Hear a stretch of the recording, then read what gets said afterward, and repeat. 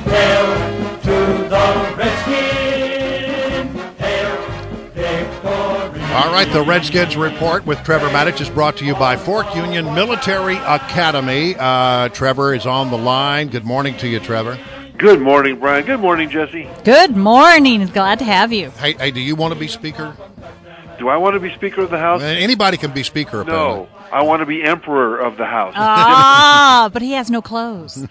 Excellent point. Yeah. At least there wouldn't be cameras around. All right, listen, getting down to the brass tacks of this game, I've been looking at the statistics, which is always dangerous, but it seems that in almost every yardstick that you look at, total yards per game, passing yards per game, third down conversions, time of possession, the defensive side of the equation, the same thing.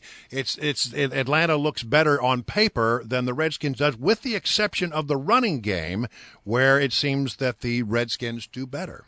You're right about that. And don't forget points. The Redskins are averaging 19 points a game.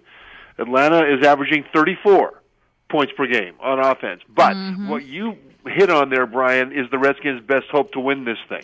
They cannot possibly win a shootout. If it becomes a high-scoring passing shootout, the Redskins are sunk. I'm sorry, Matt Ryan, Julio Jones, quarterback to receiver for Atlanta, far more advanced than anything the Redskins can put on the field.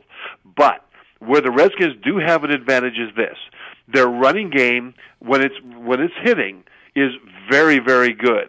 And Atlanta is 27th in the league in total defense. You can control the clock on these guys. They are not great at stopping the run. And the Redskins' best chance is just to pound that ball and keep Julio Jones and those high-flying, skilled people of the Falcons off the field. But that would also mean that you have to shut down their passing game, and that means an effective performance by the secondary of the Redskins. Where are we on that? Well, we're injured on that, and that's a real problem when you're dealing with people like Julio Jones, a wide receiver, maybe the best receiver in the NFL. You've got D'Angelo Hall is out with an injury, and Chris Culliver has a knee that is dinged. And remember last week against Philadelphia, he tried to play, and he was very courageous.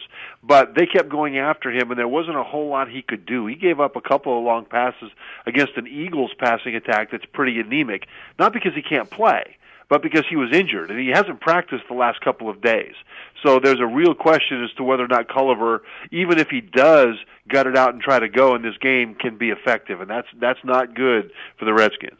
Okay, Trevor, you had indicated that Atlanta's defense is 26, but the Redskins' defense is ranked 6th best in the NFL right now, but Atlanta's offense is ranked 4th.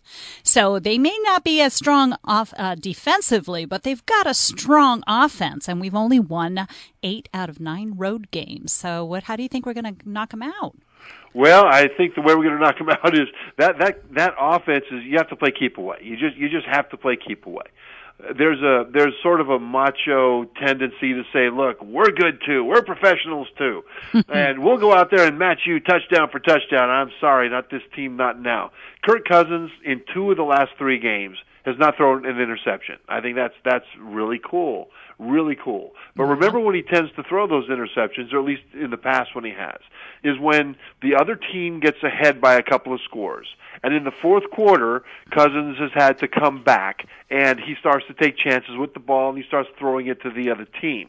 And so you can't afford to allow Atlanta to jump off to an early lead, but that is exactly what they've done. And going 4-0, they've been fantastic in getting an early lead and then keeping it.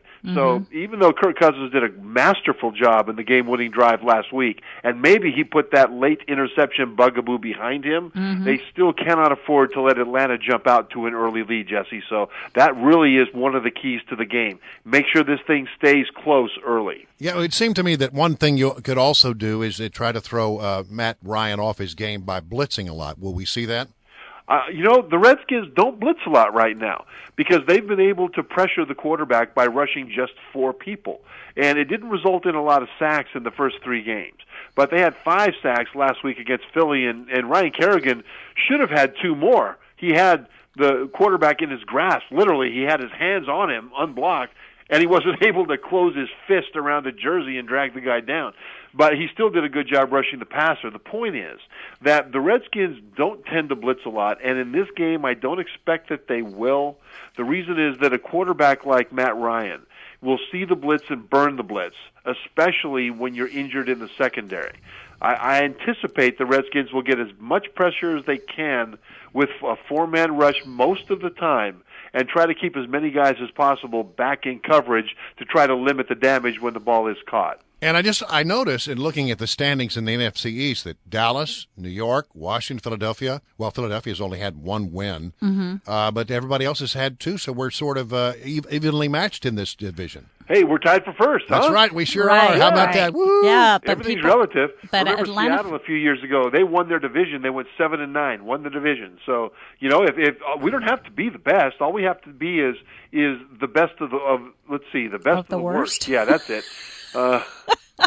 That's a low bar. Yeah, it used to be the NFC East was among the strongest divisions. I mean, it doesn't look like that's the case. No, man, there's been injury and disarray and drama. Welcome to the world of this division and this team. Well, this is going to be a battle because Atlanta Falcons right now are aiming for 5-0. You know, they haven't had any defeats, so I don't think they're going to want to wimp out on their home field. Well, remember last time they played a couple of years ago, Cousins played, and the Redskins scored with 18 seconds to go.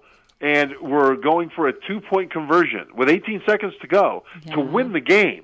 And they failed on that 2-point conversion, lost by 1 point. So as good as the Falcons are, the Redskins aren't afraid of these guys. Last time they faced them, the Redskins were 3 yards away from a victory. All right, we're going to talk to you on Monday after the game is played, and we'll see how it all shakes out. Thank you, Trevor.